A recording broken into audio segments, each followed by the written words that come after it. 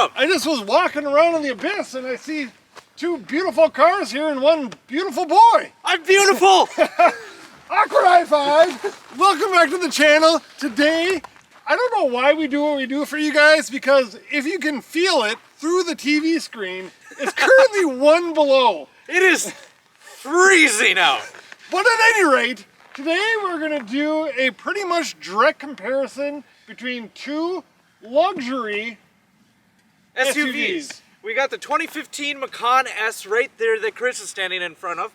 And right where I am, we got the 2018 GMC Terrain Denali. So here's some quick facts and figures. The 2015 Porsche Macan S, 340 horsepower, 339 torques, V6, turbocharged, behemoth of a sports SUV. I am not biased at all. I couldn't tell.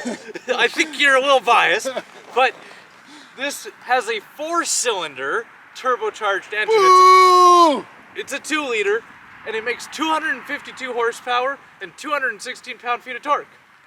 Let's compare these things. I'm gonna give the GMC a starting out 5 points because it's like a mulligan. Because I already know my bias. Is it the handicap in golf? It could be. Let's head to the review. Before I get started, I might as well thank our hashtag not sponsored just love it Celsius. Are we just doing this every time now? We're just gonna drink Celsius and say thanks to Celsius? It's a thing. We love Porsches and we love Celsius, so That's thank true. you to both. All right, we are inside the 2015 Macan S. Yep. And we're gonna show you the front creature comforts that we have. If you noticed, we don't have a panoramic sunroof on this. No sunroof. But if you look at the front, we got this beautifully laid out leather dashboard, leather on the doors, pretty much leather everywhere. Now, if you're gonna want that, like we got the walnut wood in here too, you gotta get kind of lucky because you need to buy a used one that has been well optioned by the first owner. But from the driver's seat, you have this beautiful sport steering wheel with the probably best on the market PDK transmission, double clutch. It is fantastic. It makes beautiful noises. You guys have already seen that. And then if you come to the infotainment, it's got everything that you'd expect. One thing it doesn't have, being a 2015, you don't have Apple CarPlay or Android Auto. Well, that sounds disappointing. But you do have Bluetooth, and my phone connects seamlessly. I get in the car, it's there. My music's there, the phone's there. The only thing is you don't have the navigation. So cry me a river, Ty. Cry me a river. I will. Let's go down to this beautifully laid out console. First of all, just the gear selector is a work of art in itself. It must be taken from Pagani. You got your normal HVAC settings. You got your heated, ventilated seats, sport button, suspension setting, ride height, our fun traction control, off-road mode, and the auto start stop. One great thing about the Porsche, when you hit the auto start stop button, it will stay that way. So it never shuts itself off unless you want it to be shut off.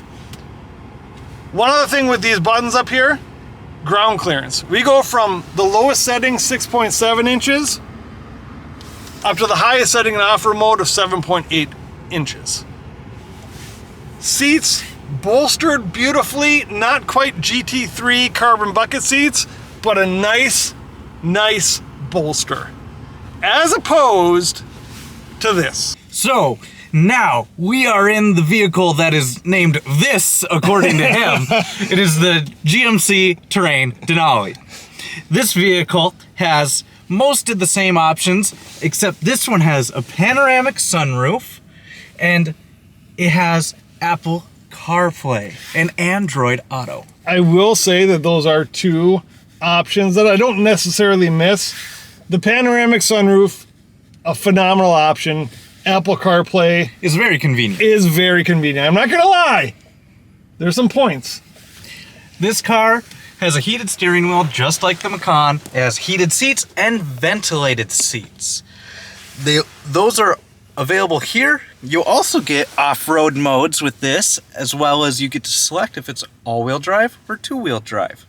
What you're missing down here is you don't have a button for auto start stop. I will say that is very annoying when you come to a stoplight and the car shuts off and you have to push the brake and then release it and then push it again to get the car to turn back on. It's quite annoying. But the car is pretty nice inside. The seats are nice and comfortable, and they even have Denali in the headrest. So that is wonderful in the way that it's styled. But one of the biggest weird nuances this car has, there is no gear selector. I can't select a gear. You got park, reverse, neutral, drive, and low gear ratios. It's very weird, and we don't get the sculpted gear selector out of a Pagani Huayra like in the Macan. What do you say we show them the back seats? Let's do that. That's where this car is amazing. Here we are, Ty. We're in the back seats. That was a fast transition. We just showed up. One thing I will say about the back seats, the leather, not just the back seats, but the leather in general on the Denali, It's nice, but it doesn't match Porsche's. No, it's not as supple. You do have heated and cooled seats. Yep, along with you get USB ports, which is very convenient. And look at the room that you have, both headroom. You're just over 6 feet. Yep. And you got enough room, Yeah, right? easy. I got a few inches. And then how about your legs? I can, this is where I drive, and I have that much, and I could slouch and take a nap in here.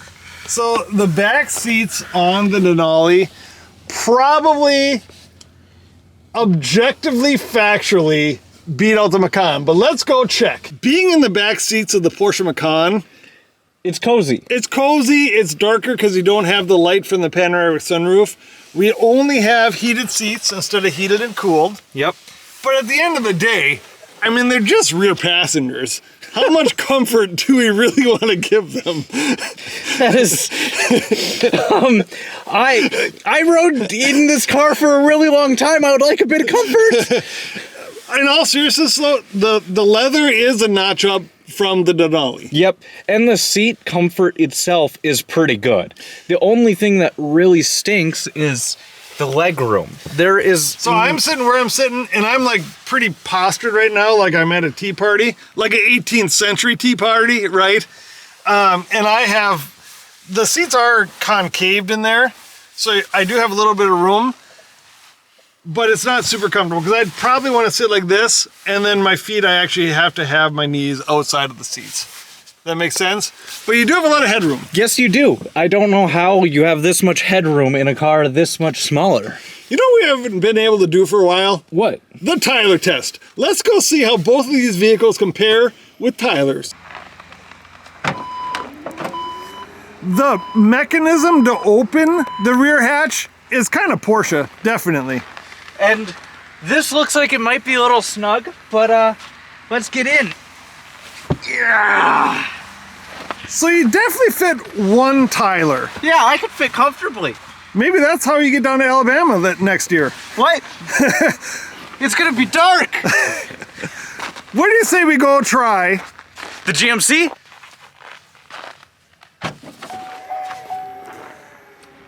Not quite as cool as the Porsche, No, but I guess it does the exact same thing. it does. And this one, about the same actually. It is about the same. The only difference is there's more altitude in here. But when do you stack stuff up that high? I mean, when you go down to Alabama for Christmas. And both of them have electric opening and closing mechanisms for the rear tailgate, so that's really convenient. What did you say we go on to the styling? All right, we're on to the styling portion of this compare. Hold up. What is with you and coming from the abyss? It is my happy place. How many times do I have to tell you? You just keep coming from the abyss. Okay, so what you get with the GMC is typical American styling, I would say. I would argue it's not even American styling. I would argue it's just standard SUV styling. Every one of them has about the same body lines. Now, there's little things that different manufacturers change to make it better, but overall, it's the same standard lines and styling that every major manufacturer uses. So if you come to like the tires specifically. It's kind of a boxy wheel well. And then you got these like, they're okay rims. I mean, it's all right. They're nothing special. They're not gaudy in any way. They're just... And you do have nice clean lines on it. I mean, it is nice. It's a nice styling for an SUV. Yeah, it looks good, but it's nothing remarkable. How about the side profile of this? Sorry, it took me a little while to find this. From the abyss? From the abyss. I took a wrong turn and then I ended up at McDonald's and now I'm back here. Did you at least get lunch? I did not. I was looking for a Celsius, but they didn't have one. Oh. So here is the beautiful German styling of what can only be described as the most beautiful SUV on the road.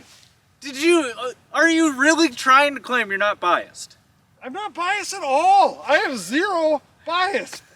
Well, I will say, it is one of the best styled SUVs for the road. I was following it down to this parking lot so we could make this video.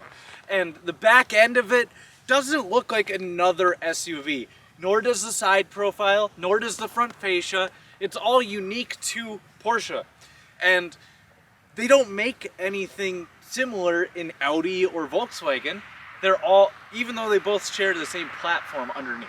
The styling is very individualized. I really love the rims.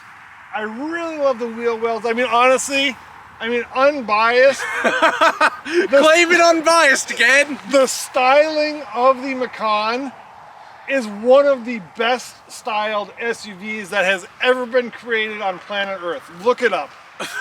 If that's a fact or a figure, we now know it. But overall, it's just a really unique SUV and it looks pretty dang good on the road. I will agree. Let's go look at the back that you're talking about. Sorry. Oh, where did you come from? I got stuck at Culver's this time. I don't know. Culver's? Yeah. Did you get lunch this time? I got a Butterburger. Nice. So the rear styling of the Porsche is phenomenal. It You is. got the quad tipped exhaust. You have the 3D tail lights. You got the diffuser down there. You got the really nice raked rear. It is unbiasedly beautiful. One thing I'll say while I was following them, as you can see the humps on each side, those are actually way more pronounced when you're following the car than you would realize, and it looks almost like a sports car. While we're back here, we might as well talk about the drivetrain a little bit. So the Macan has a very rear biased torque split. Yep. It will transfer to the front. It does really the most ever at 50-50, but it maintains a rear bias. Which makes it fun, playful, and the best sports car on the market. How about this thing? Did you say this is a sports car? Did you really just say it's a sports car? I did. I'm going back to the abyss. I keep on getting lost. You just keep coming out of nowhere. Did you go get more lunch? No, I'm full. I mean, look at this figure. You think I can get that away from eating? Did you get Starbucks at least? I didn't get anything this time. What the heck? It was just a dark path of nothingness. So the back end styling on this, I will say the taillights make it unique, along with the overall structure, make this back end more unique than other SUVs. It is still underwhelming in my opinion, but guess what? This isn't the flashy car. It is just the grocery getter, the soccer mom's car, you know, whatever. And this is All-wheel drive. Predominantly, I think it's more front biased. Yep, it's actually kind of hard to get the back end to do anything when you have the snow on the ground. Which is what you want if you're just hauling a family around, but that's not really what we're looking for. Is that what you want if you're hauling a family around? Because I know I want to be geek. What do you say we go back to the front, wrap this up, because I think that this was a very good, unbiased comparison. Unbiased, sure. Man, I sure hope that this video stops soon. Where did you come from? I keep on getting lost. I'm usually good in my directions, but not today. So here's the reality. For just over $30,000, this is about the most direct comparison you can have with two SUVs. This one's a little larger, it gets a little bit more space. That one's a little sportier and a little bit more fun if you want a playful car. A little better gas mileage, A little worse gas mileage. more fun in the snow, Less fun in the snow. beautiful front cockpit, Decent front cockpit. beautiful sunroof. Amazing sunroof and no sunroof. You could get that as an option. Yep. Styling, I think the Porsche wins. Like, even if you were blind, you would think that the Porsche wins. Not that that's bad. It's not bad. It's just a standard SUV styling. Yes. This one's unique. I'm going with the Porsche. And if you're looking to haul your family around and you need that extra space or you want that extra gas mileage, this might be better for you. But for me, I like going fast. So I would take the Porsche. Maintenance-wise, too, this does have a factory CPO'd warranty, so I'm not concerned about the maintenance on it because, well, I guess it's free by nature. But the GMC is going to be your cheaper route. You can take it to any mechanic and they will be able to work on it. Compared to the Porsche, they'll be able to do an oil change, but they're not going to want to dive any deeper into it than an oil change. So I think if you are sporty, fun, like to go fast, goof around maybe a little bit, A car enthusiast, still drive the family around, but want something unique, for $30,000, this is what you're going with. and for $30,000, if you want to drive the family around, you want to get good gas mileage, and you want to blend in with everybody else on the road, you get this. Because you will do all of that, and they both have all the same creature comforts, give or take a few. There you go. Now I'm excited to get back into this beautiful cockpit and get above -1 degrees. We'll see you guys next time. Thank you so much. Make sure you click like, comment, subscribe. Maybe this time you can comment on what other car you'd like to see us do a pretty much direct comparison with. Yeah, or you could say which one you would choose. Well, Either or. I mean, they're going to choose the Porsche, obviously. Just like you come from the abyss. All right, and I'm back.